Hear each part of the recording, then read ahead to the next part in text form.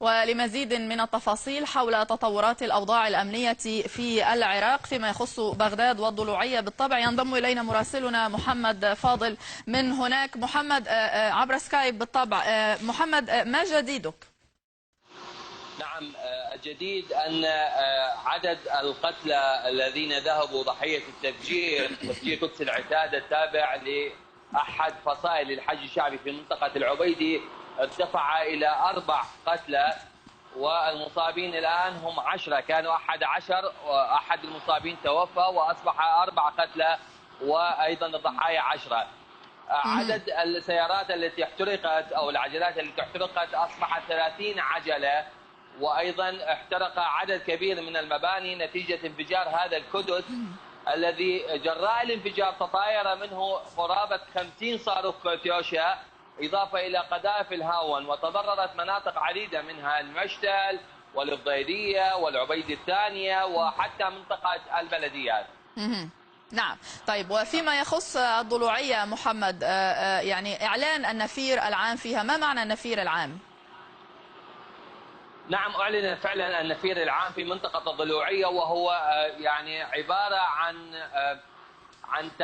عن احتراز أمني ودخول جميع القطاعات العسكرية الأمنية إلى الشوارع، إضافة إلى أنه كل من يستطيع حمل السلاح من عمر 14 سنة فما فوق حمل السلاح فعلا ونزل إلى الشارع بعد هجوم كبير شنه مسلحو داعش على تلك المنطقة، إضافة إلى هجوم آخر أيضا شن في منطقة طيبيجة، وأيضا كان هناك دور لقوات البشمركة في صد هذا الهجوم وقتل 3 من قوات البشمركة. الآن الأوضاع هناك غير مستقرة، هناك حالة من الحذر تسود المنطقة، أيضا يعني هناك طيران كثيف في المنطقة وقطاعات أمنية متواجدة كثيرة، إضافة إلى سماع دوي انفجارات في بعض المناطق يعني يعتقد بأنها عبوات ناسفة، إضافة إلى إطلاق نار كثيف في بعض المناطق. نعم، ولكن لا أفهم محمد، يعني فكرة أن يحمل طفل عمره 14 عاما السلاح أو أنه الأهالي يكون لديها سلاح في المنزل بطبيعة الحال، يعني لو تحدثني عن هذه النقطة، وبالتالي هل سنشهد يعني حربا بين الأهالي وداعش ربما؟ يعني على هذه الوضعية ربما أن سيكون هناك حرب بين الأهالي وداعش.